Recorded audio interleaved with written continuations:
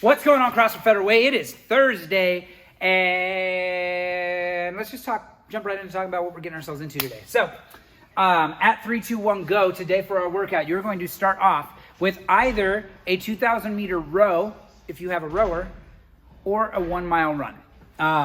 They're very similar time domains, so that's why that works to do that trade-off. And again, I know not everybody has a rower at home, but if you do, we got you today. So, 2,000 meter row or a 1 mile run. When you get back in from that run or that row, you're going into a set of 150 double unders. So 150 dubs. If you don't have double unders yet, it's going to be a 2-to-1 ratio for singles. That means that you have 300 single unders. Congratulations. That's a lot of single unders. Either way, you're going to be spending a little bit of time with that jump rope. Then when you're done with the jump rope, you don't have to look at it again. You're going to set it down, and you're going to do 10 rounds of Cindy. So taking the good old classic benchmark workout Cindy, which one round of Cindy is 5 pull-ups, 10 push-ups, 15 air squats. So it's all body weight. You're going to do 10 rounds of Cindy. And all of that together for time is your workout today. So your score is the total time, including your mile run or 2,000 meter row, 150 double unders, and then those 10 rounds of Cindy to end things off. Now, we will talk about pull-ups again if you don't have a pull-up bar, because a lot of us don't. We've talked about it before in the past. We've posted videos on it. You can easily YouTube or Google search. If you search bed sheet body weight rows, you'll get videos that show up that show you how to take a bed sheet, tie a knot in one end, throw it over a door, shut the door, and create a way to do what's essentially the same as ring rows, but do that at home with a bed sheet and a door. I would highly recommend use that instead of trying to find some janky way to do pull-ups if you don't have a pull-up bar or a place that you're secure and confident doing pull-ups on at home. Yeah, I would recommend pull-ups or, again, those body weight rows. I'm just going to put body weight rows for those of us that don't have a pull-up bar. 10 push-ups, 15 air squats. So let's go ahead and talk a little bit about this. Now, earlier in the week, I had a longer description on double unders. So if you go back to Tuesday's video from this week, and that'll talk more about the standards and expectations and the points of performance on a double under if that's something you want to see. But instead of taking that time and saying all the same spiel again today, just go back and reference that video if you have any questions on the double under. But let's just talk simply about the pull-ups, the push-ups, the air squats. So starting with pull-ups. Now these can be done any way. You might find that you have a pull-up bar at home, but you don't have the room to do anything like kipping. So that might slow your pull-ups down a little bit, but you can totally do them strict. So as long as your arms are fully extended at the bottom and your chin is over the bar at the top, it's a good rep. Doesn't matter how you get there. We're just looking for full extension at the bottom, chin over the bar. So whether that's strict pull-up like I just demonstrated, or if I'm kipping my pull-ups, all of those are going to be good. Now, if you're using the bed sheet to do body weight rows, I'll use rings to demonstrate a body weight row because it's the same standards, even if the implement is a little bit different. But when you set up that bed sheet, you're going to wrap your hands around the ends or the corners of that bed sheet and use that to hold on to as you lean back. But as I'm leaning back for a bodyweight row, arms are nice and extended. My body's in a nice straight line, so my midline's nice and tight. I'm not sagging my hips. I'm not lazy in my midline. And I'm resting on my heels. And so from here, I've got a neutral grip, so think thumbs up on your grip. I'm going to just pull myself all the way up to the rings or whatever my implement is until my hands are by the sides of my chest. And all the way back down to full extension. So we're still looking for that extension like we would on pull-ups. When you're going fast on ring rows, it can be easy to not extend your arms all the way. Instead, make sure you're finding full extension, and then all of that motion is coming from your arms, that I'm not using my hips to create momentum and cause the muscles that I want to work for that pulling motion to work less. So that covers our pull-ups. For the push-ups, guys, push-ups are pretty straightforward. Hands are going to be about shoulder width distance apart. Chest comes all the way down to the floor. Elbows are nice and close to the body. And then back to full extension.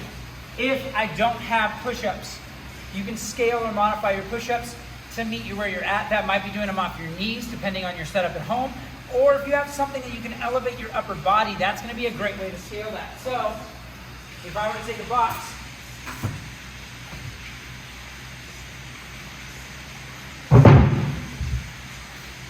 find something I can change the angle of my upper body, reducing the load on my shoulders and the muscles that are working. This will allow me to still work full range of motion without dramatically altering the amount of weight that's being put into my shoulders. So from here I can still come all the way down, bring my chest to the box, elbows are still nice and close to the body, and push all the way back up. The beauty of this scale is you can start off however high you need to be able to move through that full range of motion. So you're training full range of motion, and then you can lower the height of whatever it is that you're doing push-ups off of all the way down until you get all the way down to the floor, and then you're magically doing actual push-ups. Because what I find is athletes that do push-ups off their knees very rarely graduate from their knees. So we want to make sure that if I'm working at getting better and getting stronger and getting faster, that we're putting ourselves in a situation where we're working towards actually doing whatever the thing is as prescribed, as opposed to perpetually scaling. Not saying that scaling is bad. Scaling is never a bad thing. In fact, you get fitter faster by scaling appropriately. So it should never be something that we're scared of as CrossFit athletes ever. Scaling is always a good thing. So keep that in mind as you're thinking about your push-ups. Now for the air squats are air squats, guys. We talk about squats all the time. Hip crease goes below the top of the knee. I'm standing all the way back up. Things that I'm thinking about and keeping my chest nice and tall. So for those of you who are newer, especially those athletes that say you went through on-ramp and then 2 weeks later we got shut down again. So you guys might have a lot more refinement to do, and that's harder to do when you don't have a coach watching you and cueing you and correcting you in real time every day. So big things to think about. Keep that chest nice and tall. Just like when we talked about squats in on-ramp. If I hold my hands up like I'm blocking out the sun, and I keep my eyes up on the back of my hands as I'm doing my air squats, that's going to naturally encourage my chest to stay nice and tall. That also keeps my back a little bit more neutral and can encourage the weight to sit back in my heels, so I'm a lot more balanced through my feet. Especially if you find that as you're squatting, you have a tendency to get toesy and your heels are coming off the ground. If I just think about keeping my chest up, that weight can then shift backwards and allows me to feel a whole lot more stable here, and my foot is flat on the ground. The other thing on the air squat, think about where your knees are tracking. If my squat stance is about shoulder width apart and my toes are just a little bit toed out, I'm not super wide with my toes because that makes us unstable, but just a little toed out. As I'm squatting, I want to think about where my knees go. My knees should track out and over my toes, so over my pinky toe, not in. If my knees are going in, this is called a knee valgus. That's a compromised position for my joint. And even though I may not feel like I have that much weight on it because it's a body weight squat, and you can see that rolling into the foot, and that knife edge of my foot is off the ground currently. This is not a good place to be. It turns off a lot of the muscles that should be working, usually points to a deficiency in the hips or the glutes.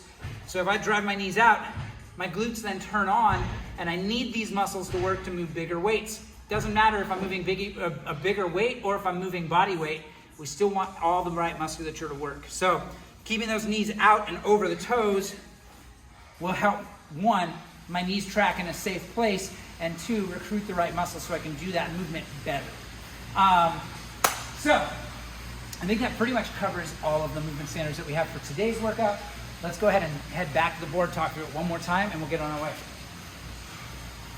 So again, today, 3, 2, 1, go. You are going to row 2,000 meters or run 1 mile. I guess I could throw out there that the last time that we've done any biking, like assault bike stuff, for those of you who have one of our assault bikes, we found that it was about 2.5 miles on the assault bike is equivalent to a similar time domain to, say, running a mile. If you just doubled the distance and did 2 miles, most people were done in the 5.5 to 6 minute time frame, which, yes, that is a very feasible mile time for a lot of us, but there's a lot of us that maybe our mile time is more like 8 to 9 minutes. Maybe it's 10 minutes. If I do a 2-mile assault bike in 6 minutes, when I know I run a 9-minute mile, it's not the same stimulus. So we want to make sure that we're adjusting that appropriately. So I would bump that up 2.5 miles on the assault bike if you're using that. 150 double unders, again, 2-to-1 ratio on singles, so 300 single unders if you don't have double unders. And then 10 rounds of Cindy, 1 round of that being 5 pull-ups, 10 push-ups, 15 air squats. You're doing that 10 times and then you're done. So 4 time, all of that all together should be a good time. I'm looking forward to this one. So with that, guys, let's get after it.